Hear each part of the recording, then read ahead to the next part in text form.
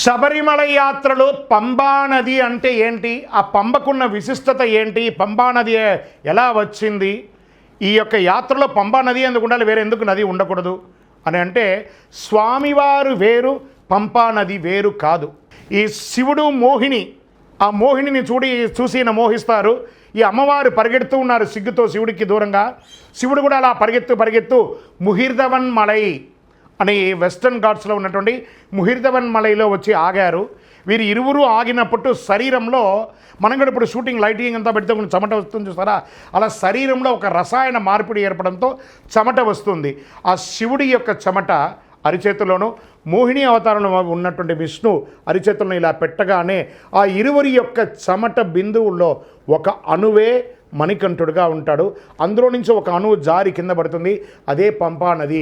అయ్యప్ప స్వామి వారు వేరు, పంపా నది వేరు కాదు. కాబట్టి శబరిమలకి వెళ్ళే వాళ్ళందరూ దక్షిణ భారత గంగానది. ఎవరెవరు చేశారు ఈ యొక్క నదిలో స్నానం అనంటే నారదాది మునిలి చట నడచి వెళ్ళినారంట, ముక్కోటి దేవతలు స్నానమాడినారంట, పంపా నదిలో కాలిడితే అయ్యప్ప మన పాపాలన్నీ పోవునట అయ్యప్ప. ఈ పంపా నదిలో అందుకే సబ్బు పెట్టుకోకండి, మీ బట్టలు వదిలేయకండి, ఎంగిలి ఉమ్మకండి, మూత్ర మాలిన్యాలు చేయకండి అక్కడ కేరళ ప్రభుత్వం వారు, ట్రువాన్కోర్ దేవస్థానం వారు అడుగు అడుగున చెప్తున్నారు. కాబట్టి మీరు ఏది చేసినా అయ్యప్ప మీద చేసినట్టే. శరణమయ్యప్ప.